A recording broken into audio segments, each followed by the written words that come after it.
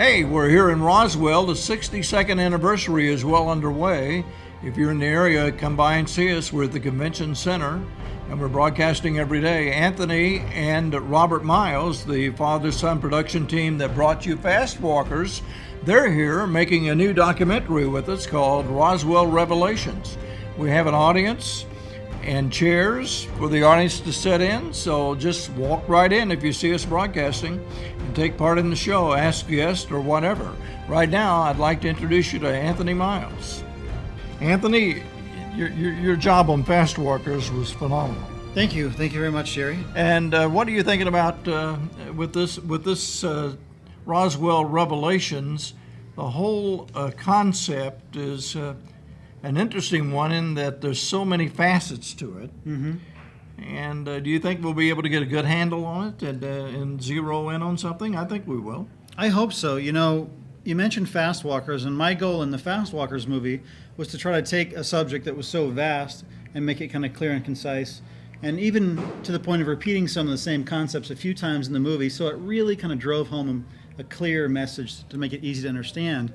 And to me, with Roswell Revelations, you know, we're hoping to take the next step, use the fame of Roswell, if you will, to get the message out, hopefully, to even a larger audience than Fast Walkers reached. Now, this is the first time you've been to Roswell? This is the first time I've been to Roswell. What was your impression of it? You know, I wasn't sure what to expect coming in, but, you know, as we drove into Roswell, New Mexico, I noticed what a beautiful little town Roswell is. And as a director for Roswell Revelations,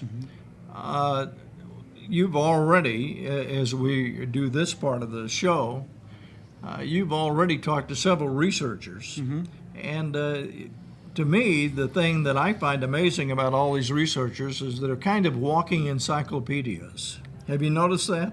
I have. You know, it's incredible the wealth of vast information that these researchers have. We had the opportunity early on this morning to interview Nick Pope, who I believe was the Minister of Defense in the UK, and you know, he has such a long time of government work experience. Yeah, 21 years he was with the British government. Yeah, so he knows everything from the way a government operates and policies and procedures, and he also, I guess, had the opportunity to be their UFO, I don't know what you call that, his position.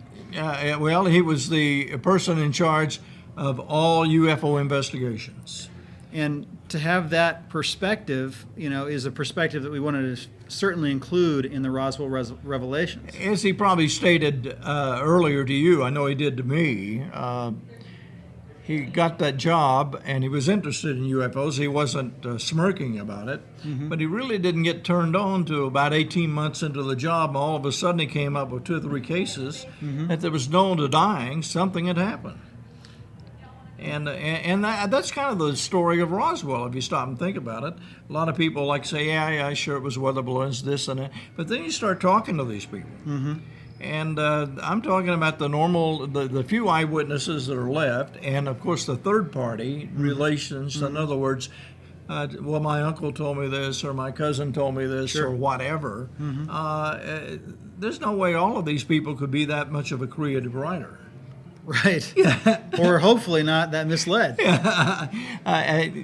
So when we talk about Roswell Revelations, we're really trying to capture the essence of the story, but at the same time, the other things that are around it. I mean, cause and effect, so to speak. Don't you agree? That's right. So far in Roswell Revelations, the new documentary, we're really trying to use Roswell as kind of a starting point or a stepping off point into the UFO reality phenomenon.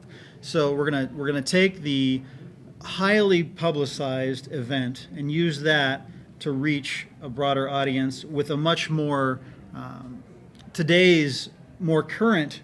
Right, it's going to be more than a history book. Certainly. And as they watch this documentary unfold, they'll see what we're talking about. That's right. So, let's talk about a little inside baseball for a minute. Okay. You've been busy setting up here and there. We have a couple of places here on location at the Convention Center. We'll be covering the town like a wet blanket, I guess, before we leave. You bet. And there's a whole set of challenges technically, but as you proved in Fast Walkers, you're well capable of getting past those challenges. You had some great video on that. Thank you. Are we going to do some animation in this one?